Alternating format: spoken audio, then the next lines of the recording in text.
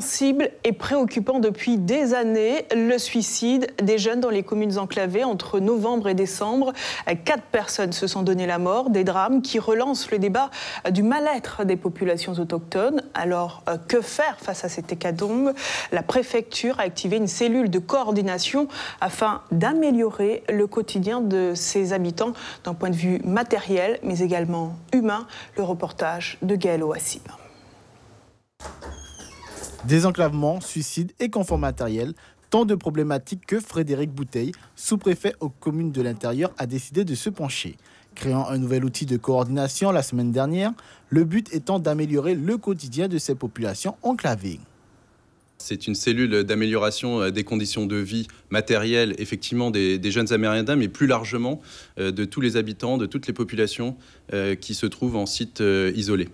Mon périmètre concerne les Amérindiens, les Bushinangés, mais plus largement tous les problèmes d'enclavement des sites isolés qui n'ont notamment pas accès à la route. Composé de plusieurs associations et administrations, entre autres telles que la DJSCS, les hôpitaux de Cayenne et de l'Ouest guyanais, plusieurs pistes seront privilégiées afin d'atteindre le but escompté. J'ai eu beaucoup d'initiatives sur le sujet. Beaucoup de professionnels sont déjà à pied d'œuvre sur le terrain depuis de nombreuses années, qu'ils soient associatifs ou institutionnels.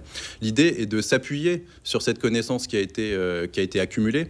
L'idée est de capitaliser sur leur travail qui a déjà été fait et non pas de réinventer à chaque fois un nouveau dispositif. Quelles actions seront donc mises en place sur le terrain pour éviter ce malaise chez ces populations ? En ce moment, il y a eu des renforts de praticiens hospitaliers, d'infirmiers et de travailleurs sociaux pour prendre en charge une certaine détresse, une émotion suscitée par les derniers événements.